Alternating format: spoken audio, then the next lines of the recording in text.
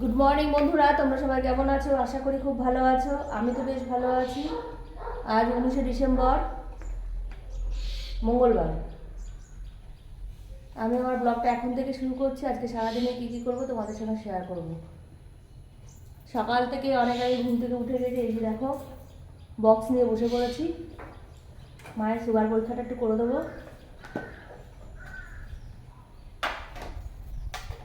মা চা করে নিয়ে আসলো, সিয়াসিড করে নিয়ে আসলো। দুজনে মিলে বসে বসে খাবো। তোমাদের দাদাভাই পড়াতে বেরিয়ে গেছে, বাবাও কালীবাড়ি চলে গেছে, আর মাসিও কাজ করে দিয়ে চলে গেছে। মেয়ে এখনও ওঠেনি। আর বোন আর বোনের ছেলে কালকেই বাড়ি চলে গেছে।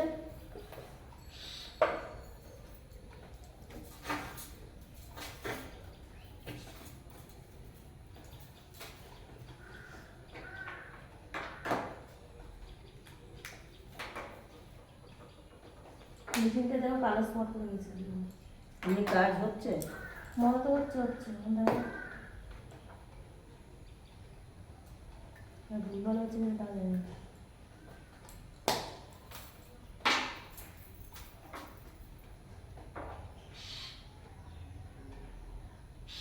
করেছিস কোনোদিন? আর করেছিলাম আমারটা, 37 লাখ দেখাচ্ছিল। বুঝলি? ছাড়ো।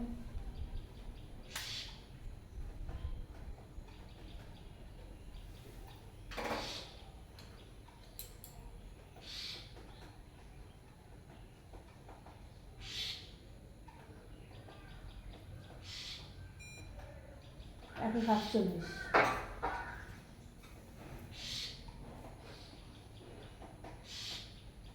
বুঝছো?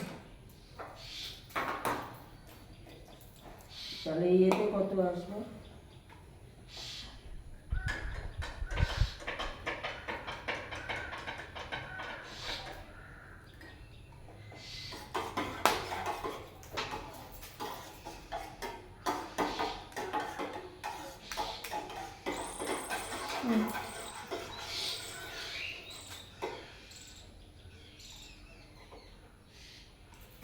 তো পারবো? এইটা মারবো, এইটা এরকম আঙুল করে নিয়ে গিয়ে এমপিক মারবো।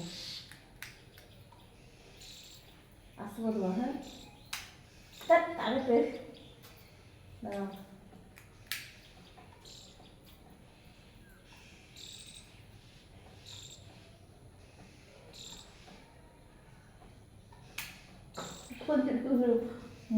হয়নি।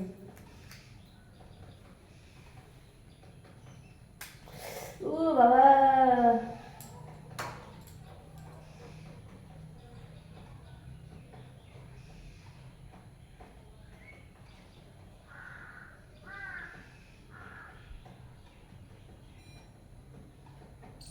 138। তোমার কত? 137। আমার 138।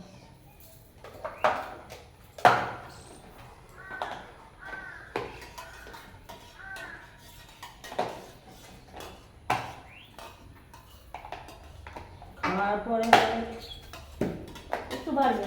180। এর আগে তাই ছিল।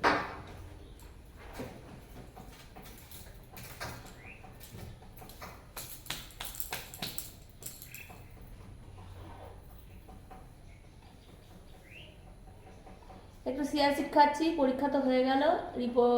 ফাস্টিংয়ে আসলে 137, মার আমার 138।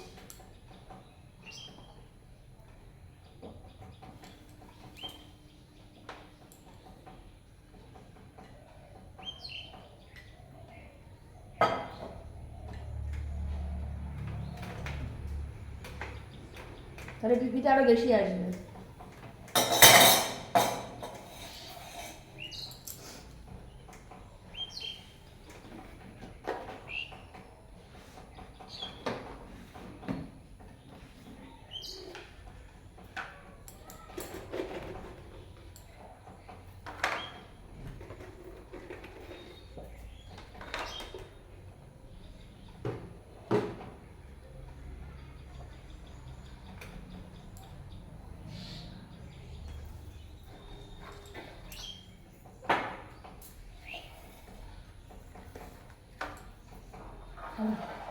করতে হবে তো। বিস্কুটটা আমার ঠিক ভালো লাগে না।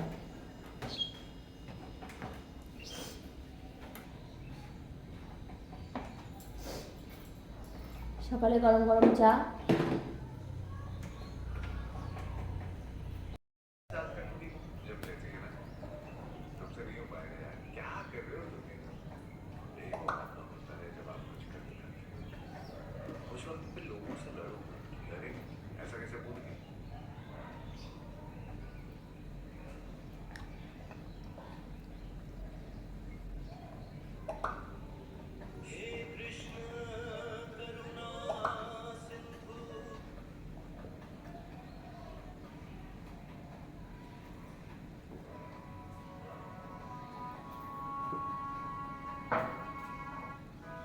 নিজের হাত নিজেই ফোটালাম, নিজের হাতের থেকে নিজেই রক্ত বার করলাম।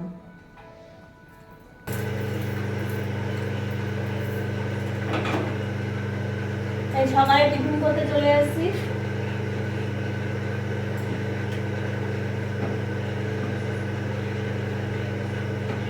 সুজি দিয়ে, চালের গুঁড়ো দিয়ে সরু চাকলি পিঠে করে দিই, তাহলে ঝোলা গুটি খেয়ে নিতে পারবে।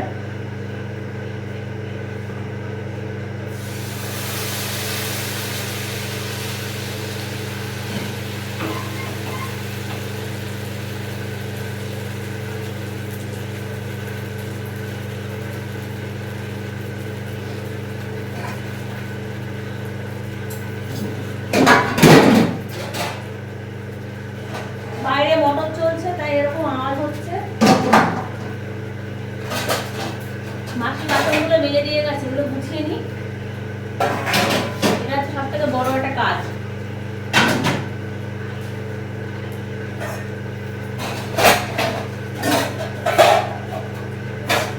বড় কাজ হোক ছোট কাজ হোক, কষ্ট তো হবে নিজেকে, তাই না?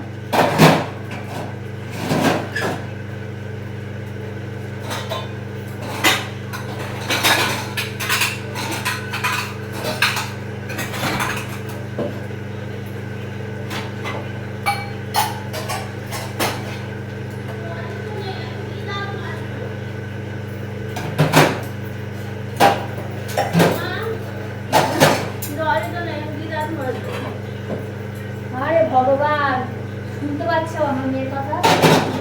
জল নেই ট্যাঙ্কিতে।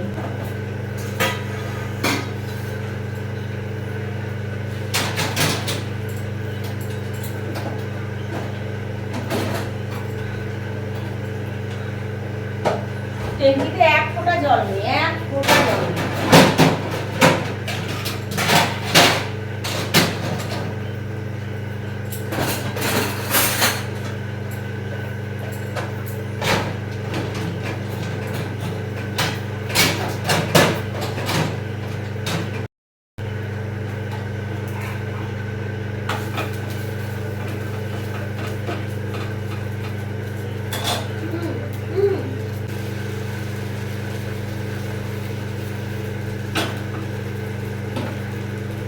এই যে সরু চাকলি পিঠে এরকম করে আমি করি।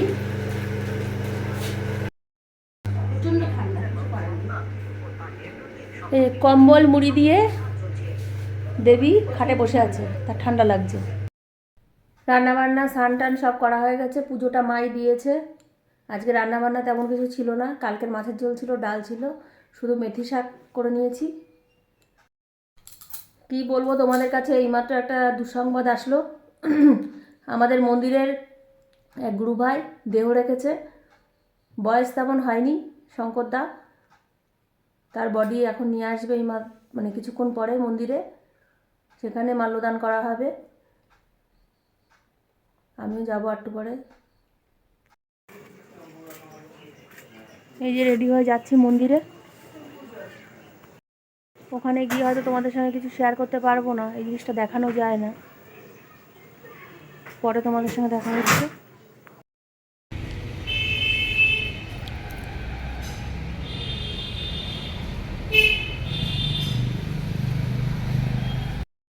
তখন বাড়ি থেকে বেরিয়েছিলাম, এই সবে বাড়ি ঢুকলাম, এখন রাত 9টা বাজে। এই স্নান টান করে ঘরে এসে ঢুকলাম, একটু চা নিয়ে বসলাম। মাও বসে বসে মোবাইল দেখছে, চাটা খেয়ে নিই। রাতের খাবার চলে এসেছি করতে। ভাতটা গরম করতে বসেছি, এদিকে বেগুন ভাজলাম আর ডিমের পোচ করছি। মা রুটি খাবে, আমরা ভাত খাবো। মাকে বেগুন ভাজা ডিমের পোচ রুটি দিয়ে দিচ্ছি, মা খাওয়া হয়ে যাবে।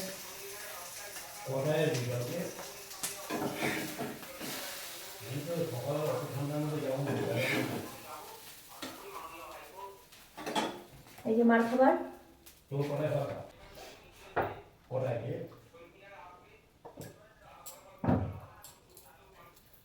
আরে সে তো হয়ে যাবে, কত দেড় ঘন্টা তো, আরে অত সময় হয়ে যাবে।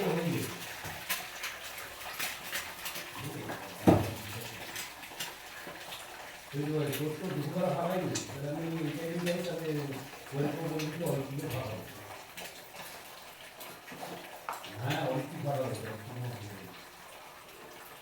ওই ইয়েরও আমাদের জন্য একটা করে ডিমের পোচ করে নিচ্ছি। আমাদের ডাল আছে, মাছের ঝাল আছে, আর ভাত গরম করে নিচ্ছি, আর একটা করে ডিমের পোচ করে নিচ্ছি, হয়ে যাবে। না না, ঠান্ডাটা কি না, তারপরে আবার প্রচন্ড ঠান্ডা লাগছে। আমি রাত্রিবেলা এসে স্নান করেছি তো, আর বেশি ঠান্ডা লাগছে।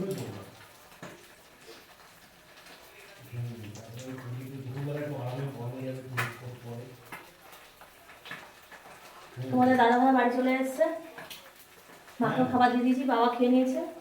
বাবাকে খাবার এসে খাবার দিয়েছি আর কি। বাবাকে রুটি মাছ আর মিষ্টি দিয়েছিলাম, বাবা তাই খেয়েছে।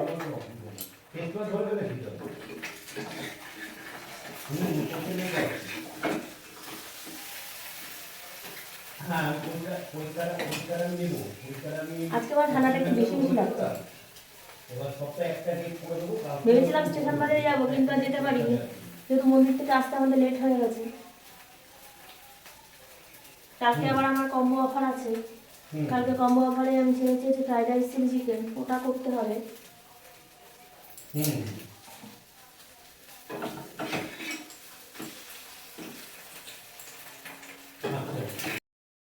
গতকাল রাতের ভিডিওটা আমি শেষ করতে পারিনি, মানসিক দিক দিয়ে পুরো বিধ্বস্ত হয়ে গেছিলাম, ভালো লাগছিল না। চোখের সামনে এই যে জিনিসটা মেনে নেওয়া যাচ্ছিল না। আমাদের এই গুরু ভাই বয়স একদম অল্প, কীভাবে চলে গেল বুঝতে পারলাম না। স্ট্রোক হয়েছে, আবার হার্ট অ্যাটাকও করেছে, নিতে পারিনি। তার ছোট্ট একটা মেয়ে আছে, ওটাই খারাপ লাগছে। যাই হোক, জীবন গতিশীল, কিছু করার নেই। মৃত্যুটাকে বাস্তব বলে মেনে নিতে হবে। কে কখন যাবে কেউ বলতে পারে না। আমরা অ্যাকচুয়ালি ঠাকুরের কাছে, ঠাকুরের হাতের পুতুল। ঠাকুর আমাদের যেরকম চালাবে আমরা সেরকম চলবো। তবুও যতটা সাবধানতা, কিন্তু শঙ্করদার মৃত্যুটা একদম মেনে নেওয়া যায় না। মানসিকভাবে খুবই বিধ্বস্ত হয়ে গেছিলাম কালকে এমনকি ওই ঘটনা শোনার পরে আমি রান্নাঘরে দুম করে পড়েও গেছি।